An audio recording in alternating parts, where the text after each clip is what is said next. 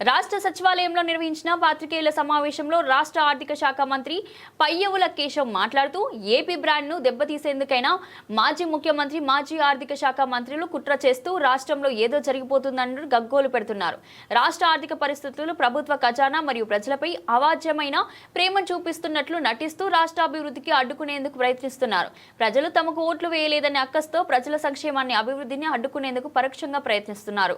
రాష్ట్ర అభివృద్ధికై ఏపీఎండీసీ ద్వారా 9,000 కోట్ల మేర రుణం తెల్చేందుకు ప్రభుత్వం జీవో నెంబర్ 32ను ఈ ఏడాది మార్చిలో జారీ చేసినప్పటి నుండి ఆ రుణం రాకుండా అడ్డుపడేందుకు విఫల యత్నం చేస్తున్నారు. జర్మనీలో పనిచేస్తున్న విప్రో ఉద్యోగి ఉదయ్ భాస్కర్ అనే అతనితో బాంబే మార్కెట్లో అందరికీ పెట్టుబడులు పెట్టవద్దు అంటూ దాదాపు 200 మెయిల్స్ పంపించారు. వారి పార్టీకి చెందిన రాజ్యసభ సభ్యులు మరియు ఫైనాన్స్ స్టాండింగ్ కమిటీ సభ్యులతో కేంద్ర ప్రభుత్వానికి, ఆర్బీఐకి, సెబీకి కంప్లైంట్స్ పెట్టించారు. వారి పార్టీ సభ్యులు లేళ్ల అప్పిరెడ్డితో హైకోర్టులో పిల్ వేయించారు. గతంలో వారు ప్రవేశపెట్టిన డైరెక్ట్ డెబిట్ మెకానిజం తప్పని గగ్గోలు పెడుతూ ఎంతో రాద్ధాంతం చేశారు. కానీ ఈ విధానాన్ని దేశవ్యాప్తంగా అనుసరిస్తున్నారు. అందరికీ నమస్కారం. గత 10-15 రోజులుగా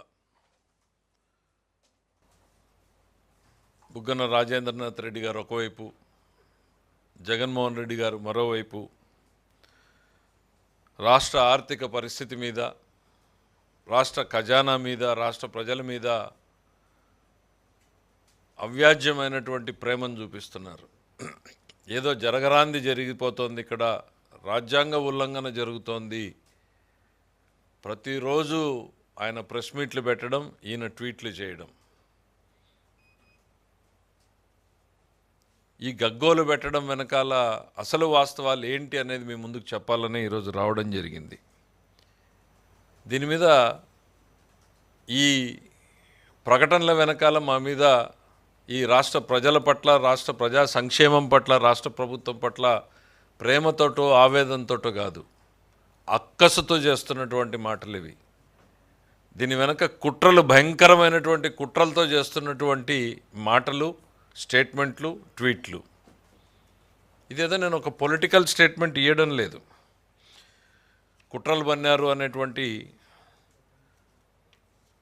పొలిటికల్ స్టేట్మెంట్ నేను అక్కడ ఇవ్వట్లేదు. నేను పక్కా ఆధారాలతోటే చెప్తున్నాను. ఈ రాష్ట్రానికి ఉన్నటువంటి బ్రాండ్ని చంద్రబాబు నాయుడు గారు day and by day buildup చేయాలని చూస్తూ ఉంటే, గతంలో ఎట్లయితే బ్రాండ్ ఆంధ్రప్రదేశ్ని డిస్ట్రాయ్ చేశారో జగన్మోహన్ రెడ్డి గారు, ఏ మాత్రం కూడా ఆయనలో మార్పు లేదు, ఆయన వైఖరిలో మార్పు లేదు. ఆ రోజు బహిరంగంగా చేశారు, ఈరోజు పరోక్షంగా చేస్తున్నారు. ఆ బ్రాండ్ ఆంధ్రప్రదేశ్ని డిస్ట్రాయ్ చేస్తున్నారు. ఈరోజు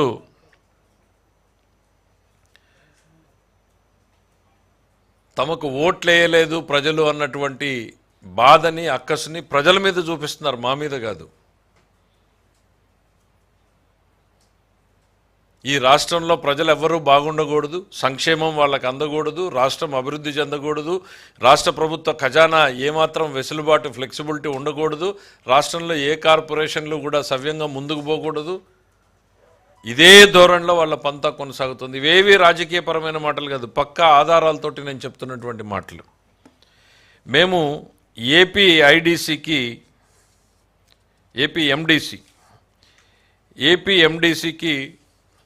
ఓ 9,000 కోట్ల లోన్లని రైజ్ చేయాలని చెప్పేసి మేము డిసైడ్ చేసాం. చేసి 11/3/2025న జీవో ఇచ్చి తదుపరి చర్యలు తీసుకున్నాం. రాష్ట్ర ప్రభుత్వానికి ఉన్నటువంటి హక్కులు, రాష్ట్ర ప్రభుత్వంకి సంబంధించినటువంటి నిధుల్ని ఏ రకంగా సమీకరించుకోవాలి అనేటువంటి దిశలో భాగంగానే రెగ్యులర్ ప్రాక్టీస్లోనే మేము ఏపీ మైనింగ్ డెవలప్మెంట్ కార్పొరేషన్కి ఫండ్స్ రైజ్ చేయాలని చూసాం. ఆ రోజు నుంచి వీళ్ళ అక్కసు బయటపడడం మొదలైంది. ఏ రోజైతే మేము జీవో ఇచ్చి ఎంట్రస్ట్ చేశామో, ఇన్వెస్టర్స్లో విపరీతమైనటువంటి స్పందన వచ్చిందో,